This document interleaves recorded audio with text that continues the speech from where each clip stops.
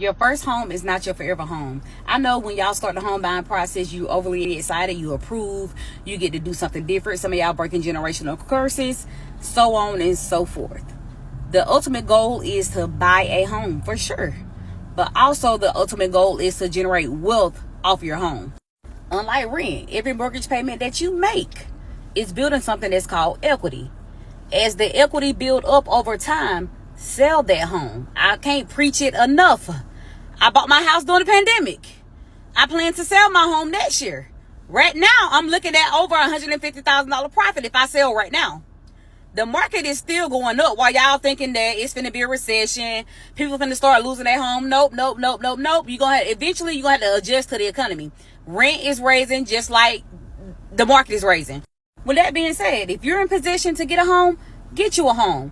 So what if your credit score is not up to par? But if someone willing to give you that home, get the home. Take the first year and focus on getting your credit on track. Because guess what? You can always refinance. Once you refinance, you can focus on that equity building in your home. But you over there paying them people $1,500 in rent and $2,100 in rent. But you keep saying you can't afford a home. But you can afford to keep paying out them people's house. But anyways, for those y'all don't know, my name's Kendra Coleman. I am a mortgage lender. Baby, if you're ready to start the home buying process, click the link in bio. And not to mention, I just approved not one, but two people with less than a 600 credit score today. Boo, headed to home ownership. I thought I was buying a rental property. What I actually bought was a nightmare in disguise. The listing said needs TLC. It was cheap, it was ugly, and I was confident. This would be my first real estate win. I pictured a quick flip, rented it out in 30 days, easy cash flow. The moment I stepped inside, it smelled like regret. Mold in the walls, soft floors, and a toilet that had been used but never flushed. Turns out the house had been vacant for years with broken pipes hiding behind every wall. Therefore, my budget doubled before I even started demo. Contractors quit, supplies were delayed, and I was bleeding money just keeping the lights on. But the worst part? Halfway through the renovations, my contractor vanished, took my deposit, and disappeared. I stood in the empty living room thinking, what did I just do? I'm going to be really controversial when I say this, and I'm talking to all of our parents out there. Buying a house does not make you successful. Don't worry, I did it by myself at 30, and so I'm going to walk you through why I would never fucking do it again. Specifically in California or LA, and I mean by myself. I signed those documents as a single woman, first and last name, because that's how they do it. If you have a partner that would split that with you, I think that's a completely different story. Again, bought my house by myself in LA. Let's go over the pricing. I bought a townhouse in LA, a 1-bedroom, 1.5 bathroom. It was $465,000. I bought it in 2021 because I thought that was going to be the cheapest thing possible. I had an interest rate of less than 3%. It was 2.99%. Things that I could not have factored in. HOA increasing. My HOA from month 1 went to $299, and then year 3 went to $486.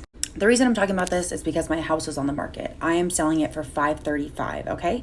So I'm going to minus broker's fees, improvements, escrow fees, title insurance, and corrective work or repairs. With that being all added up, my profit at the end of the day for 4 years is $15,206. I put 10% down. That's $46,000, okay? If I would have taken that $46,000 and for the exact same time period, so don't be like, the market's not reliable, the exact same time period, February 2021 to June of 2024, I would have made a profit of $21,644. So the difference of that would be that I was up $5,000. And it was probably mentioned, but the house is falling apart in 40 different places simultaneously. So just make sure you stay on top of that. Just sign here to say you probably can't afford what you're getting yourself into. Sign right here to say that you're probably going to get lead poisoning from living here. I mean, we didn't check, but like statistically, it's not looking good. Keep in mind the closing costs are $100 billion, but you guys are good for it, so no worries. So I know you guys are aware that the house is being sold as is and kind of being sold as will be, since they are taking it apart as they leave, kind of disassembling it like a Lincoln log. So just as a reminder, no attic, no basement, no windows, no bathroom, no closets. So really quaint. You guys made a really good choice. I mean, it has such great bones. And what I mean by that are the bones we found under the floorboards in several of the bedrooms. It is in the contract, everything is broken. I'm pretty sure we said that already, right? In the meantime, don't think about the sellers too hard because they will pull the deal and go with someone else. We bought our house 7 years ago. It'll be 8 this year.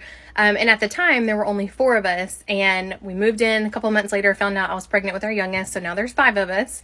But when we toured this house, one thing that I didn't love about it was the laundry room. I don't even want to show the whole thing, but it is very small. And it's kind of like a catch-all for everything for us. But at the time, I was like, well, I don't hang out in here a lot. Like, it's fine. I could just shut the door. Not a big deal.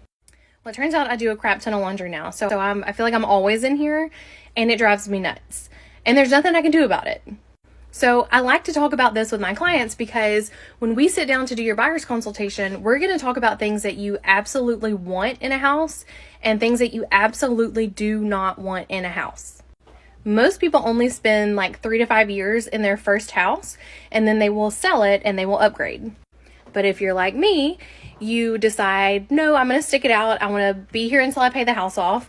And so you're there for several years. I think what starts to happen is when you've toured 20 or 30 houses and you still haven't found the one, you just start to get impatient and you go, you know what, I'll settle for it. It's fine. It's not that big of a deal. And then you're there for several years and it does turn into a big deal. So part of that buyer's consultation is just to have a really honest conversation and just be patient. Like I always tell clients that the right house will come along at the right time. It will happen when it's supposed to. You can't rush it. Just be patient. And it'll work out the way it's supposed to work out. So you want to buy a house in 2025. Let me give you some knowledge. Number one, whatever anybody says, it's always the right time to buy if the price is right. But sometimes when the price is right, there's stuff that comes along with it. I closed on this house last Friday. On Saturday, the entire HVAC unit went out. We thought that it was just the fan motor, had that replaced, and they came back after it did not work, and the entire thing has to be replaced. That would be $10,000 right there that you're looking at. And this goes out for inspectors. Pay for an inspection, but be wary who you pay to do your inspection, because some inspectors are not as thorough as they should be. And as long as the thermostat turns on and there's heat coming out of the vents, all is well. Check.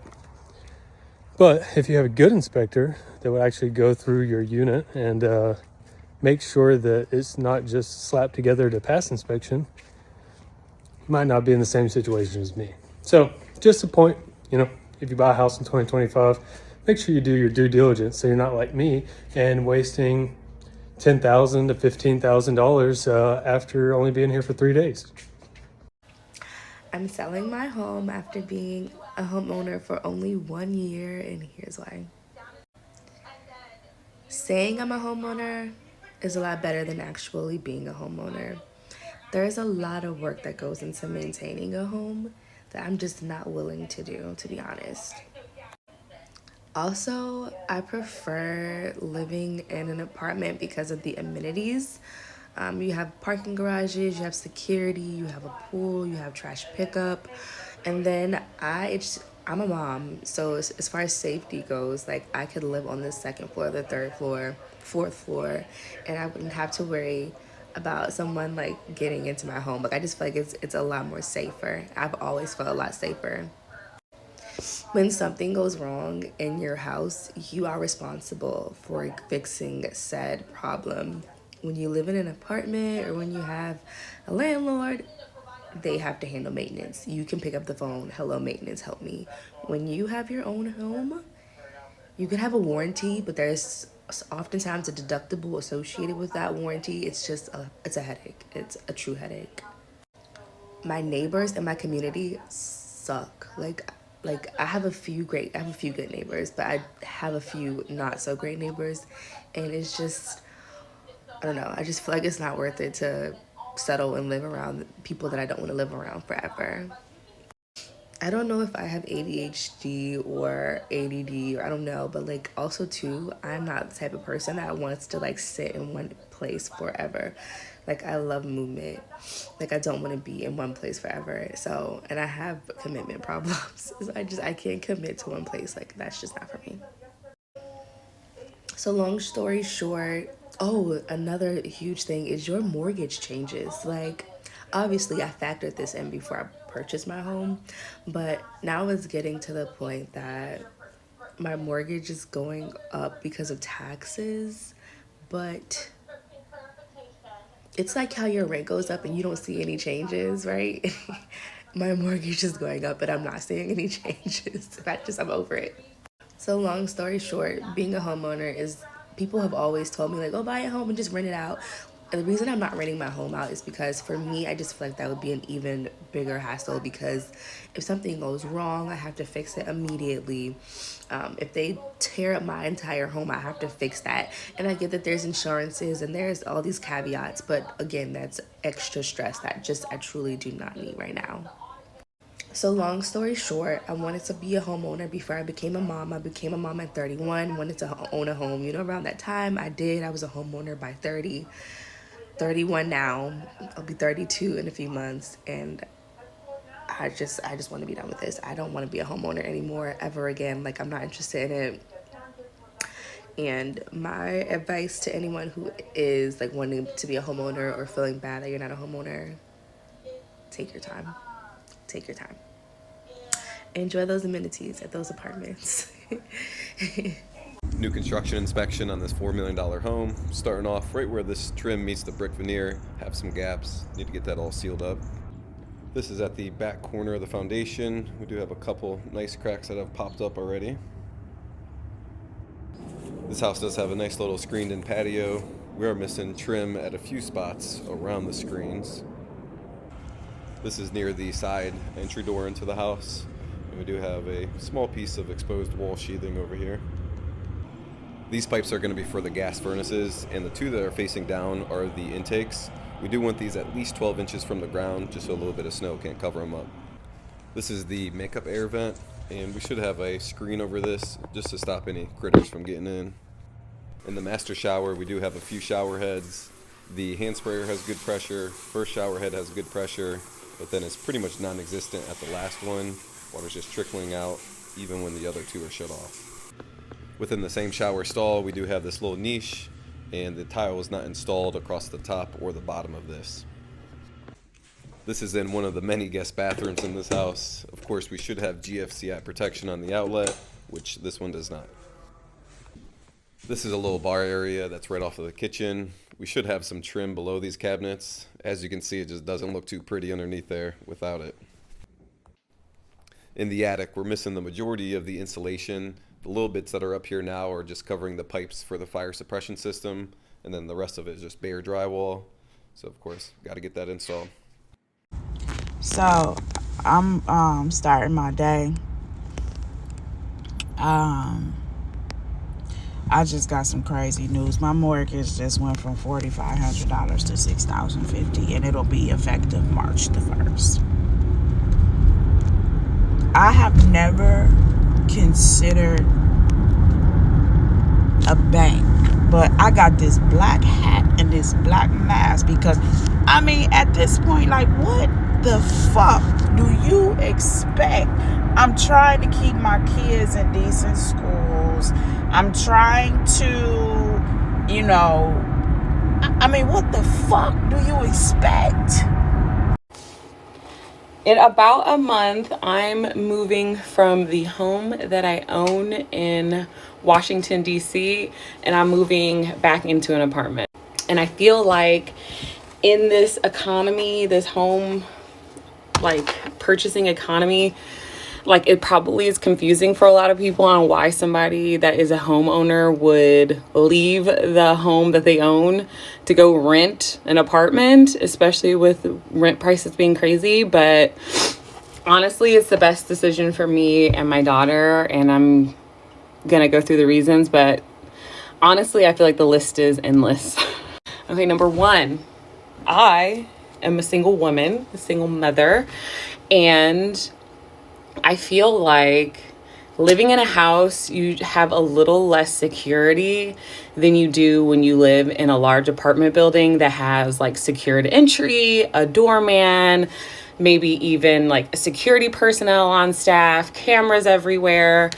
And I feel very vulnerable in my home at times. And look, I have a security system. Shout out ADT.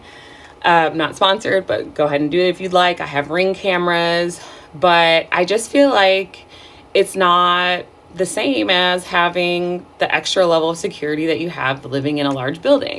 So for instance, I do go on dates and I date people, and I feel like you can Google someone and figure out their address pretty quickly, especially when you're a homeowner. There's just like databases where that information is publicly available. And so if someone got really weird after a date, like, what are you gonna do? Is somebody gonna be waiting for me outside my house? Well, I don't know. And I've had really weird situations where I felt uncomfortable. And I drive up to my house and be like, okay, I hope that guy's not here. He's being really weird in text today. He's sounding weird. Hope he's not outside, because if he is, like, what am I gonna do?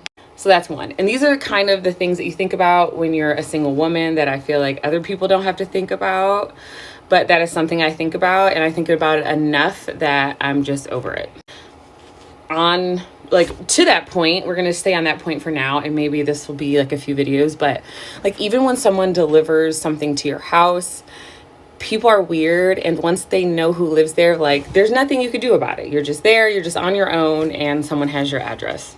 So I don't like the safety aspect of it, and maybe it's just where I live, but I'm not feeling that. The second thing is like, my house was built in 1942. I mean, you can see I try to do a little something in here, just a little something. But at the end of the day, unless you like a home that's a little bit older, if you like that aesthetic, look, if you like that aesthetic, you'll be happy. I thought that I could buy this house at a lower price and slowly update it to my liking, and I haven't been able to. It's way more time intensive than I ever anticipated. And that means that I have to find like every fixture, find a person that's reliable to come do it. When a professional comes to do something, they always uncover like 67 other things that need to be done for this one item to be fixed. And it's very overwhelming managing that when I have so much other stuff going on. And I feel like I'm tired of being responsible for this stuff. I miss having a maintenance man. Like having maintenance is so underrated. Like for instance, the handle on my storm door broke off due to cold weather. The mail delivery person like went to open it. It was locked. It like snapped because it's like old and it was cold. And it has taken me months to find the specific door handle that fits on this screen door. So I have not had a door handle on my screen door for months. And if I lived in a building with maintenance, something like this would have been fixed in a week. I'm getting annoyed just thinking about it, guys. Okay, so that's that. I mean, the number of things you need to upkeep when you're a homeowner is insane. I think another issue that I just really didn't want to deal with that I thought that I did was like the landscaping. So even in DC where I have a small plot, the front yard and backyard are overwhelming. So, I mean, I have people who mow the grass, but then the people who mow the grass don't necessarily do like other maintenance on the yard. So like weeding and things like that are something that I'd have to do. And if I don't have time to do it, it gets out of control. Besides the weeding and stuff, like if you want to plant like annual flowers, like whatever, like it's just a lot of stuff to deal with. And I have like way too much going on. And I feel like I wasn't prepared when I bought this house. I think like people will tell you that it's important to be a homeowner, but they are not realistic about how much work and responsibility goes into home ownership outside of just, oh, you're building equity. I'm in the process of buying my very first house as a 28-year-old with no kids. I'm not married. I am in a relationship. I close in 7 days, and I feel like I should be super excited right now and happy, but in reality, I am terrified. And I am so nervous, and I want to back out, but it is literally way too late in the process for me to back out. And I've missed my last chance to do that. And so now I am just like sitting here and regretting my decision, but we're just gonna have to make it work. We're gonna have to figure it out. And yeah, I'm gonna be house poor. Like, I don't know how I'm gonna afford food. I don't know how I'm gonna afford gas. I don't know what I'm doing. Who let me do this? What is the number one regret that I had when buying my first home? That would have to be actually buying the home I wanted. Don't get me wrong, we love our house, but I wish that we house hacked. So that would be if you buy a multifamily up to 4 units. So basically you would live in 1 unit and someone else would rent out the other 3. And essentially they are paying your mortgage. So you are living there rent free. I kick myself all the time for not doing it. And yes, if it's 1 to 4 units, you can use an FHA loan and put the 3.5% down, as opposed to the 20% down on a traditional multifamily, which is 5 or more units. My worst case of buyer's remorse was an almost $300,000 mistake. It was 2020. My husband and I had just moved across the country with our 1-month-old baby. He had separated from the Air Force, and we were looking for a place to live, to rent. And I mean, everything was so expensive. This is really hard to do in the camera. We were trying to find a place to live. We were not planning on buying a home. We did not think that was in the cards for us. That was like a maybe 5 years away type of deal.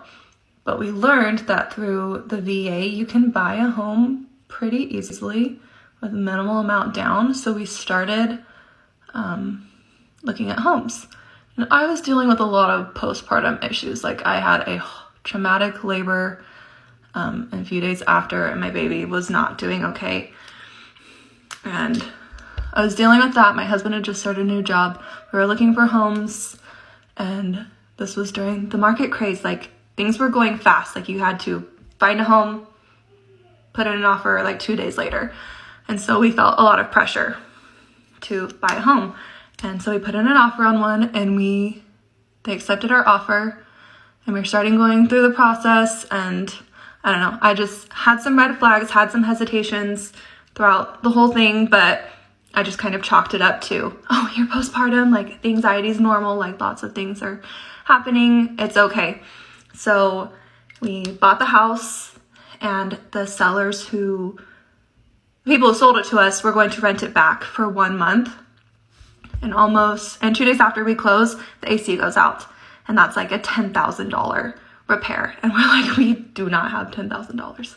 Anyways, everything worked out. We moved into the home, tried to get settled. I hate everything about it. I am not happy. I'm like, I don't like it, but what can we do? Like, we were not in a good financial situation. We could afford the house, but like, just things were stressful. But 4 months later, 3.5 months later, my husband got a new job and had a raise, and we're like, the housing market's still crazy, but interest rates are good. Let's look for a new house. So we bought a new house, and we sold that house 6 months to the day from when we bought it. So thank goodness that worked out, but it was absolutely terrifying and just stressful in the moment.